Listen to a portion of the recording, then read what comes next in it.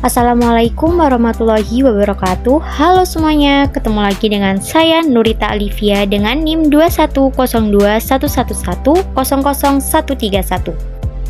Sekarang saya akan membahas tentang masalah penelitian.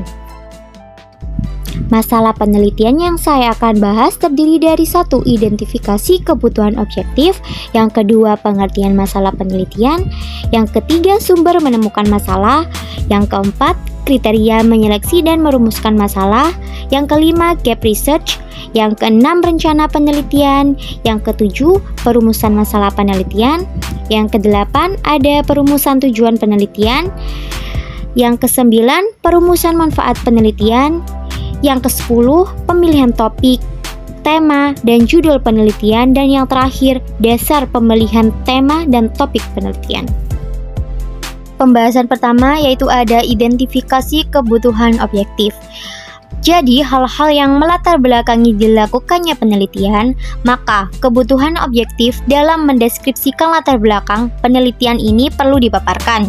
Yang pertama itu ada fakta atau kondisi atau masalah yang ada atau terjadi saat ini. Yang kedua, apa arti pentingnya penelitian yang akan dilakukan. Yang ketiga, bagaimana sih kaitannya dengan tuntutan kebutuhan saat ini dan tuntutan perkembangan di masa yang akan datang. Yang keempat atau yang terakhir ada hal-hal strategis yang akan dicapai yang berkaitan dengan dilakukannya penelitian tersebut. Selanjutnya ada pengertian masalah penelitian. Menurut Noto Atmojo 2002, masalah penelitian secara umum dapat diartikan sebagai suatu kesenjangan gap antara yang seharusnya dengan apa yang terjadi tentang suatu hal, atau antara kenyataan yang ada atau terjadi dengan yang seharusnya ada atau terjadi, serta antara harapan dan kenyataan. Selanjutnya ada sumber menemukan masalah. Sumber penemuan masalah ini terdiri dari 2. Yang pertama ada literatur yang dipublikasikan, contohnya seperti buku teks. Jadi literatur yang dipublikasikan yang berisi banyak informasi. Selanjutnya ada jurnal, literatur yang berisi artikel-artikel yang menelaah berbagai macam konsep teoritis. Lalu ada teks database. Jadi literatur yang berisi kompilasi daftar buku, jurnal, majalah, atau literatur yang lain yang dipublikasikan secara periodik. Selanjutnya yang kedua itu ada literatur yang tidak dipublikasikan, contohnya seperti skripsi, tesis, dan disertasi. Pembahasan selanjutnya yaitu kriteria menyeleksi dan merumuskan masalah. Yang pertama, masalah penelitian itu harus dipilih yang berguna untuk diungkapkan. Yang kedua, masalah yang dipilih harus relevan dengan kemampuan atau keahlian si peneliti. Yang ketiga, masalah penelitian harus menarik perhatian untuk diungkapkan. Yang keempat, masalah penelitian sedapat mungkin menghasilkan sesuatu yang baru. Yang kelima, masalah penelitian harus dipilih yang dapat dihimpun datanya secara lengkap dan objektif. Yang terakhir, masalah penelitian tidak boleh terlalu luas, tetapi juga tidak boleh terlalu sempit. Selanjutnya ada gap research. Gap research adalah adanya inkonsistensi antara hasil penelitian yang sudah diformulasikan dengan semua data yang mendukung. Gap research mungkin terjadi karena ada bagian yang terlewat yang dilakukan oleh peneliti ketika riset sehingga memberikan jawaban yang berbeda. Di samping itu, gap research juga didefinisikan sebagai kesenjangan penelitian yang disebabkan oleh perbedaan hasil penelitian terdahulu, mulai dari konsep, teori, data, hingga masalah yang terjadi di lapangan. Akibatnya, terdapat celah dalam penelitian selanjutnya. Lalu ada rencana penelitian. Untuk melakukan observasi dengan tujuan tertentu atau suatu penelitian, jelas diperlukan suatu rencana kegiatan yang terperinci, yang umum disebut dengan rencana atau proposal penelitian. Suatu rencana atau proposal penelitian pada umumnya memuat tentang subpokok bahasan. Yang pertama ada latar belakang, yang kedua ada tujuan penelitian, yang ketiga ada hipotesis, yang keempat metode pengumpulan data, dan yang terakhir ada metode analisis. Pembahasan selanjutnya ada perumusan masalah penelitian. Rumusan masalah merupakan suatu pertanyaan yang akan dicari jawaban dan kebenarannya melalui pengumpulan data dan penelitian yang akan dilakukan.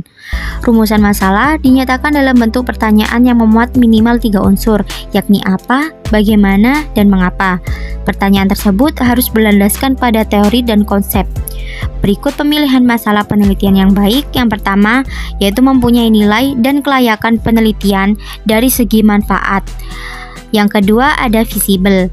Dapat dipecahkan konkret di mana ada data dan metode pemecahannya. Yang ketiga, menarik bagi peneliti yang didukung kemampuan keilmuan. Yang keempat, spesifik mengenai bidang tertentu atau jelas ruang lingkup pembahasannya. Dan yang terakhir, berguna untuk mengembangkan suatu teori. Setelah perumusan masalah penelitian, selanjutnya ada perumusan tujuan penelitian. Jadi, tujuan penelitian yaitu untuk menjelaskan tujuan akhir yang akan dicapai oleh peneliti tersebut setelah penelitian selesai dilakukan. Yang kedua, untuk memberikan gambaran yang tegas tentang sasaran dan ruang lingkup penelitian. Teknik merumuskan tujuan penelitian, yaitu singkat dan spesifik, diarahkan untuk menjawab permasalahan yang telah dirumuskan. Perumusan manfaat penelitian. Manfaat penelitian yaitu untuk menjelaskan manfaat atau kontribusi yang akan diperoleh dari hasil penelitian tersebut dan siapa pihak yang akan mendapatkan manfaat tersebut. Untuk teknik perumusan manfaat penelitian, yang pertama disebutkan secara detail siapa saja yang mendapatkan manfaat dan apa manfaat yang dapat diperoleh dari hasil penelitian tersebut. Yang kedua, manfaat dapat dikaitkan dengan orientasi penelitian, apakah mempunyai kontribusi pada pengembangan dan penerapan iptek, pengembangan kelembagaan atau organisasi, atau untuk pemecahan masalah-masalah praktis atau menunjang pembangunan dan lain sebagainya. Pembahasan selanjutnya yaitu pemilihan tema, topik, dan judul penelitian. Judul penelitian dimaksudkan untuk memperjelas dan mempertajam ruang lingkup dan bidang telaah dari tema dan topik penelitian. Yang pertama, tema penelitian, yaitu diperlukan untuk mengarahkan ruang lingkup dan bidang telaah yang akan dipelajari oleh peneliti, yang berkaitan dengan bidang ilmu. Yang kedua, topik penelitian, yang berkaitan dengan garis pembahasan yang bersifat spesifik. Pembahasan yang terakhir yaitu ada dasar pemilihan tema dan topik penelitian. Yang pertama, ada kemampuan untuk melaksanakan keilmuan sumber daya dan fisik. Yang kedua, data dapat diamati, seperti termasuk tersedianya alat pengumpul data. Dan yang terakhir, ketiga, berkaitan dengan kebutuhan masyarakat, yang berkaitan dengan pemecahan masalah-masalah praktis. Cukup itu saja penjelasan dari saya tentang masalah penelitian. Jika ada kurang atau salah kata, mohon dimaafkan. Sekian, terima kasih. Wassalamualaikum warahmatullahi wabarakatuh.